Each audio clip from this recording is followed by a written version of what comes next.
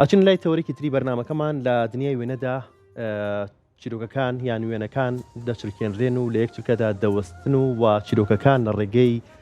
تەنیا وێنە و بینینەوە بەبێ وشە دەگەڕێنەوە. فۆتۆگرافەر ناسحیالی خەیات میوانی بەرنامەکەمانە کە لە دووەمین فیستیڤاڵی وێنەگرتن لە قامیشلۆی ڕۆژاوای کوردستان خەڵاتی باشترین فۆتۆستۆری بەدەست هێناوە کە لە ئێستادا میوانی کورسات مەگەزینە و باسێکی فیستیڤاڵەکە و بەشداریکردنی خۆی و هەروەها وێنەکانی کە لە فیستیڤاڵەکە بەشداری پێکردەوە بۆمان باسەکە کاگانسە سڵاوە دەبێ و زۆر بەخێر بێت و پیرۆزبایی ئەم خەڵاتت لێ یەکەین. سپاس بۆ جەناب و بۆ شاشە جوانەکەی کورسات کە هەمیشە لە خەمی هونەری فۆتۆگرافی و هەموو هونەرەکانی ترا بووە. خۆم خۆشحاڵ ئەزانم کە من وەکو فۆتۆگرافەرێک لە شاری سلێمانیەوە داوت کرابووم بۆ یەکێک لە گەورەترین میهرەجانەکانی فۆتۆگرافی لە ڕۆژاوای کوردستان کە ئەمە دووهەمین میهرەجانی فۆتۆگرافیە لە وڵاتە و لە شاری قامیشلۆ بەڕێواچێ تایبەت بوو بە چیرۆک ئەمساڵ فۆتۆستۆری لە هەر چوارپاچە کوردستانەوە فۆتۆگرافەران داوت کرابوو. خۆشبەختانە 38 کاری 38 فۆتۆگرافەری بەتوانای چوارپاچە کوردستان وەرگیرا بوو لەوێ 105 تابلۆ بوو لە یەکێک لە گەورەترین هۆڵەکانی قامیشلۆ نمایش کرا و 3 ڕۆژ بەردەوام بوو. خۆشبەختانە من وەکو فۆتۆگرافەرێک لە باشووری کوردستان کە سەردانی قامیشلۆم کردبوو لەوێ خەڵاتی باشترین فۆتۆستۆری فستیڤاڵەکەم بەدەستهێنا کە بە ستۆری ڕوبەڕووبوونەوەی مەرگ لە پێناوبژێوی ژیاندا و دێوانەکەی کفریمان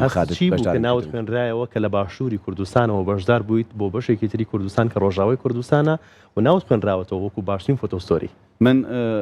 زۆر مەراقم بوو، زۆر ئاواتم بوو کە سەردانی ڕۆژاوا بکەم، مەیدانی سەردانی ڕۆژاوا بکەم و کە داوت کرام داوت نامەکەم بۆ هات بۆ بەشداریکردن لەو فستیڤاڵە زۆر خۆشحاڵ بووم، زۆر دڵم خۆش بوو و کە بەشداریم کرد فۆتۆکانم نرد و دوایەوە کە دەڕۆژێک لەمەوە پێش پەیوەندیم پێوەکرا کە ئیشەکەم وەرگیراوە لە فستیڤاڵەکە و خەڵاتی باشترین ستۆریشم پێبەخشراوە. ئیتر یەکێک لەو خۆشیانەی کە ناتوانم بە زمان باسی کەم هەتا لە فستیڤاڵەکە باسەوەم کردووە لە دوانی بۆ کەناڵەکانیش کە من جایزەی نێودەوڵەتی و نێوخۆیی زۆرم هەیە، هەمویانە گۆڕمەوە بم جایزەیە کە لە ڕۆژاوا وەرم کرد چونکە بەڕاستی خەڵکی ڕۆژاوایەکێکن لەو کوردانی کە قوربانی زۆریان ناوە کە هەمیشە جەنگیون، هەمیشە قوربانیان ناوە لە پێنا و کورد و کوردایەتیە و ئەوەی کە زۆر جێ دڵخۆشی بۆ من توانیم لەوێ سەردانی گۆڕستانێک بکەم، گۆڕستانی شەیدان لەوێ کە شەیدی هەر چوارپاچی کوردستانی تیا بوو. بێگومان کامێرەکەشم پێ بوو، دوکۆمنتی زۆر جوانم باشە چرکان زۆر باش و ئێمە کە داوت کرابووین لە دەرگای زۆر شوێنمان چونکە پێویستمان بە ڕزامەندی وەزارەتی ناوخۆ بوو بۆی بتڕۆینە ڕۆژاوا بۆ بەشداریکردنەوە فستیڤاڵە. لە زۆر دەرگامادان نەمانتوانی موافقەت وەرگین کە بچینەوەرەوە. لێرەوە مێ سوپاسی دکتۆر هەواڵە و بەکرکەم پارێزگاری سلێمانی کە بەدڵێکی زۆر گەورە و عیلاقاتی خۆی بەکارهێنا و هاوکارمان بوو کە هەمیشە خەمخۆر و هاوکاری هونەر و هونەرمەندانە، عیلاقاتی خۆی بەکارهێنا و کە توانی ئێمە موافقەتمان بۆ وەربگرە بچینە ئەو بەرەوە بۆ ڕۆژاوای کوردستان. و من لێرە دەستخۆشی لە مامۆستا جەمال ساڵحەکەم سەرۆکی کۆمەڵی وێنەگرانی کوردستان کە هاوڵم بوو لەم گەشتا هات لەگەڵم بۆ ئەوەی لەوێ بەشدار بێت لەو خۆشی لەو شانازەی کە بەخشرا بە من. لێرە سوپاسێکم دەستی ماچەکەم کە هەمیشە ئەویش خەمخۆرێکی گەورەی هونەر و فۆتۆی کوردیە لە کوردستان. بەدەستخۆشیەوە بۆ بەڕێستان و بۆ هەر کەسێک کە ڕۆڵی هەبووە لەم گەشتەی ئێوە بەشداریکردنی ئێوە لە فیستیڤاڵەکەیە. باسێکی فۆتۆستۆریەکەی خۆتم بۆ بکەوە فۆتۆستۆری کە خەڵاتەکەی بەدەستهێنا چیرۆکێکی گەڕایەوە. ڕوبەڕوونەوەی مەرگ لە پێناوبژێوی ژیانە هەموو ئەو کۆڵبەرانی ئەو هاونیشتیمانیانەی کە لەسەر سنوورەکانە بە کۆڵبەری بە زەحمەت زۆر بە زەحمەت ڕوبەڕووی مەرگە بنەوە بۆ پەیداکردنی بژێوی ژیانیان. من لە ستۆریەکە باسەوە کەم کە ئێمەی کورد هەرچەند سنوورەکانمان لێدا بخەن، هەرچەند چواردۆرمان بە دوژمن بگرن و بیانەوێ قڕوعام و لە ناومان بەرن برسیمان کەن، ئێمە بە زەحمەت و بەمانوبوونی خۆمان ئامادەین ڕوبەڕووی مەرگە بینەوە بۆ ئەوەی کە بژێوی ژیانی خۆمان و ماڵ و مناڵمان دابینکەین. یەکێک بوو لەو چیرۆکانی کە بەشدارم پێگوت. چیرۆکی دووەمیان دێوانەکەی کفری، مام خالد دێوانەکەی کفری، ئەو پیاوەی کە بەگەنجی کچێکی خۆشەوێت لە کشاری کفریە داوایەکە نایدەنێ لەبەرەوەی کە کارمەندی شارەوانی و کە ناسە شار پاگەکاتەوە. کچەکە شووەکە دوایەوە بڕیارەدا کە بچێت لە دەروی کفری بچێتە خەڵوەتەوە بە تەنیا خانوویکی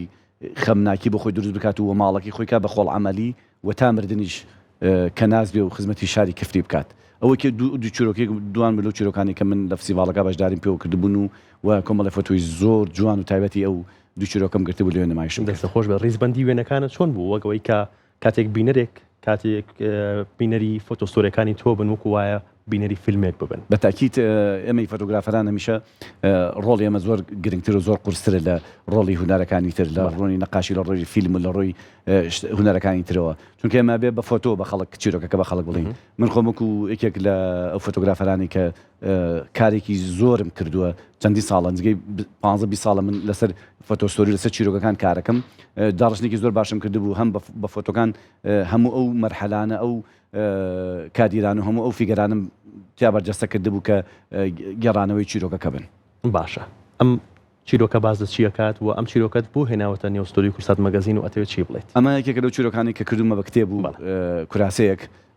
من زیاتر لە 200 چیرۆکی لەم شێوەیەم هەیە کە زۆربیان باسی کەیسی ئەنفالن ئەمەش یەکێک لە کەیسی ئەنفال چیرۆکەی قارەمانەکەی عایشە یەکێکە لەو چیرۆکانی کە من توانیم لە ڕووی نێودەوڵەتیۆ ئەمە پێشکەش بە جەنابەت و بە کورسات ئەم چیرۆکە باز لەوەکە من ئەم پیاوەم وەکو بە وەفاترین پیاو لە جیانە ناساندووە کە ئێمەی کورد هەمیشە وا ناسراون کە ئێمە پیاو کوژین ژن کوژین شەڕانگێزین کۆمەڵ شتی زۆر ناشی ناخستەوە پاڵان بەڵام من لە ڕێم چیرۆکە لە ڕێم فۆتۆستۆریۆمەوە من بە هەموو جیهانم گوت کە ئێمەی کورد خاوەنی بۆ وەفاترین پیاوی جیهانین ئەم پیاوە لە ڕۆژی ئەنفالەکە خێزانی براکەی بەرچاو شەهید دەگرێت تووشی نەخۆشی نەفسیە بێت عایشەخان لەو ساڵەوە 35 ساڵە قارەمان لەم ماڵە وێرانە لەم شوێنە وێرانە لەم گوندە وێرانە ژنی نێناوەت و دانیشتووە خزمەتی ئەم عایشەخانەیە کات و وەکو وەفایەک بۆ عایشەخان و ئەم پیاوە بەبێ ڕۆژە چوێتە مەدرسە ئینگلیزی عەربی تورکی فارسی خوێنێت و ئەنووسێتەوە هەڵکۆڵەرێکی زۆر زۆر باشە لەسەر تاشەبەردەکانی گوندی بیران لە بناری پیرەمەگرون و ئەم پیاوە 1976 حرف و بێ ئینگلیزی بە کەپیتاڵ و سمۆڵ لەسەر تاشەبەردەکانی گوندی بیران نووسیوەتەوە من بە هەموو جیهانم وتووە کە ئێمەی کورد خاوەنی ئەم چیرۆکە جوانانین خاوەنی ئەم کەیسە جوانانین ئێمەی کورد بە وەفاین لەسەروی هەمویانەوە ئێمە بە وەفاترین ئینسانەکانی جیهانین کە لەم ڕۆژانیشا هەڵەبجە هۆرامەکان سەرمانیان بۆ هەموو عێراق و بۆ هەموو جیهان کە ئێمەی کورد هەرچەندە ئێمە لە ئادەم و حەوا و عەرەب لەلایەن عەرەبەوە قەت و عامەکری بەڵام ئێمەی کورد ئامادە بووین هەمومان بە یەک دەست بە یەکتیم خۆمان خستە ڕووبارێک خۆمان خستە ئاوێکەوە تاوکونە کچێکی ئەوانمان دۆزی و دەرمانەوە بە ڕێز و بە احترامەوە بەڕێمان کردو بۆ شاری کەربەلا ئێمەی کورد هەمیشە بە وەفا بووین عاشقی عیلم بووین و ئاشتی خوازیش بووین ئێمەی کورد فۆتۆگرافەران ڕاگەیاندکاران هەمیشە بێ ئیش لەسەرەوە بکەین کە ئەو دیوە جوانانی کورد و خەڵکی کوردستان بە نێوخۆی کوردستان و بە دنیای دەرۆژ بناسێنین ئەم فستیڤاڵەی سیفاتێکی لە سیفات جوانەکانی ئەوە بوو کە توانی زۆربەی چیرۆکەکانی ناوچە جیاوازەکانی کوردستان لە نێو قامیشلو نمایش کات و بە هەموو گیانیشی پیشان بات ئێمەی کورد خاوەنی زۆرترین و جوانترین چیرۆکی ئینسانی و ئینسان دۆستی و ژینگە دۆستی و ئاژەڵ دۆستی و مرۆڤ دۆستین جا فەرزە لە سەرشانی ئێمە ئەرکە لە سەرشانی ئێمەی فۆتۆگرافەران و ڕۆژنامەنووسان کە ئەم چیرۆکانە جوان دیکۆمنتکەین و بە نێوخۆی کوردستان و دەروی کوردستانیش بن چیرۆکە جوانی کە کاری ڕۆمانێکە فیلمێکە درامایەکە تۆ لە نێو ستۆریەکدا لەنێو فۆتۆستۆریەکدا جێو کردووە بەتاکید ئەوە چیرۆکە هەر نووسین بەوە ناوی چیرۆکی قارەمانەکەی عایشە پیاوەکە ناوی قارەمانە خێزانەکەشی ناوی عایشەیە ئەوە یەکێکە لەو چیرۆکە جوانانەی کە جێی فەخر و شانازی منە هەمیشە بەجێی فەخر و شانازی خۆم دەست خۆش کاک ناسەجان بەشداریکردن لەم فیستیڤاڵەیە کە دووەمین فیستیڤاڵی وێنەگرتنە لە قامیشلۆی ڕۆژاوای کوردستان و بەدەستهێنانی خەڵاتێک وەکو باشترین فۆتۆستۆری چ بەرپرسیارەتێک کە خەرە سەرشانی تۆ طبعا من هەمیشە وتومە هەرچەند ئێمە خەڵات بەرین و ڕێزی لەنانمان بۆ بکرێت وە لە فستیڤاڵەکانە نەتیجە بەدەستبێنین زیاتر دەچینە بەرپرسیارەتێکی گەورە ئێستا ناسی عەلی خەیات چۆ دەژێت بەرپرسیارەتێکی گەورەتر لەوە کە ئەبێ بچم دێ بەدێ گوند بە گوند شار بە شار پارێزگار بە پارێزگار من بگەڕم چیا بە چیا بگەڕم بۆ ئەوەی هەموو ئەو چیرۆکە جوانانەی کە ون بوون لە نێو گوندەکانی کوردستان لە نێو شارەکانی کوردستان من بڕۆم دیکۆمنتیان کەم و فستیڤاڵی ئاوا لەو جۆرە نمایشی بکەم و پیشانی بم ئەمە زیاتر منی خستە زێر بەرپرسیارەتی کە خزمەتێکی باشتر و زیاتر بکەم بە هونەری فۆتۆ لە کوردستان کاک ناسەحمان هەمیشەوا بینیوە کە گروپیان هەبووە گروپی فۆتۆگرافەریان هەبووە و بەردەوام لە فستیڤاڵ لە پێشەنگەکان بەشداری کردووە ئەگەر ناوخۆ بێت یاخود دەرەوەی کوردستان بێت بەردەوام بەشدار بوویت بەردەوام خەڵاتی شت بردووە جگە لەم فستیڤاڵە هەنگاوی داهات و چییە بێت چالاکی دواتر چیە بێت چالاکی داهاتوومان ئینشاڵڵا ئێمە لەگەڵ مامۆستا جەمالی کۆمەڵی وێنەگرانی کوردستان ئەگەر جەنابی پارێزگار هاوکارمان بێت بەنیازین فستیڤاڵێکی گەورە بۆ پاییزی هەر چوار پاچی کوردستان بکەینەوە لە شاری سلێمانی بکەینە ماڵبەندێک بۆ کۆکردنەوەی فۆتۆگرافەرانی هەر چوارپاچە کوردستان سروشتی پاییزی هەر چوارپاچە کوردستان بهێنین لە سلێمانی نمایشی بکەین ئەگەر ئەمر باقی بێوخوا پشتی و پەنامان بێت و بەرپرسانی ئیدارەم شارە هاوکارمان بن بەنیازین ئینشاڵڵا لە ئایندا لە پاییزدا سروشتی هەر چوارپاچە کوردستان بێنین لە سلێمانی نمایش بکەین و فۆتۆگرافەرانی هەر چوارپاچە کوردستان بێنین لێرە بەنێو سروشتی باشووری کوردستانە بیان گێڕین بۆی ئەوانیش لە ڕێی لێنز و کامێرەکانی خۆیانەوە سروشتە جوانەکەی باشووری کوردستان دیکۆمنت بکەن و ببێنەوە لە وڵاتەکەی خۆیان نمایشی بکەن ئەوەی کە بەشدارە بێت هەر چوارپاچەی کوردستان بەشدارە بێت بۆ فۆتۆگرافەرەکان بەڵێ ئێمە من خۆم کۆنتاکتێکی زۆر باشمەیە لەگەڵ فۆتۆگرافەرانی هەر چوارپاچە کوردستان فۆتۆگرافەرە زۆر باش و بە ئەزمونونەکان لینکم لەگەڵیانە هەیە کۆنتاکتی باشمە لەگەڵانە و ئاگاداریانەکەن و ئەگەر کۆمەکمان بن و هاوکارمان بن و سپۆنسەری باشمان دەستکەوێت بۆ ئەو پرۆژەیە ئینشاڵڵا لە پاییزا ئێمە کارێکی زۆر جوان و باش ئەنجامەری دەست خۆشکاری ناسەکیان سوپاس بۆ تۆ سوپاس بۆ ئامادەبوون و دووبارە پیرۆزبایی وەرگرتنی ئەم خەڵاتە دەکەین کە لە دومین فیستیڤاڵی وێنەگرتن لە قامشی ڕۆژاوی کوردستان بەشدار بوویت و خەڵاتی باشترین فۆتۆستۆری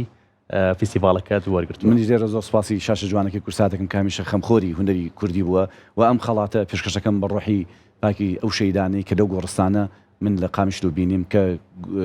شەیدی هەر چوارپاچە کوردستانی تیا بوو ڕۆژهەڵات ڕۆژاوە باشوور باکوور لەوێ هەموو کچووکڕەکانمان لەوێ بە خاکسپێدا بوون یەکێ بوو لە گۆڕستانی کە گۆڕستانی هەر چوارپاچە کوردستان بوو شەیدی هەر چوارپاچەکەی تیا بوو لێرە ئەم بڕوانامە ئەم شانازیە پێشکەشەکەم بە ڕۆحی پاکی ئەو شەیدانە دەستخۆش کاگناسەجیان سوپاس بۆ دیارێکەشت بۆ دەستگای میدیای کورسات دیارێکی زۆر جوانتر و باشتر پارێزگاری لەکەین و لە کتێبخانەی کورساتە ئێمە هەڵیەگرین سپاس خۆش بێت سپاس بۆ تۆ سپاس بۆ بەشداریکردنەوە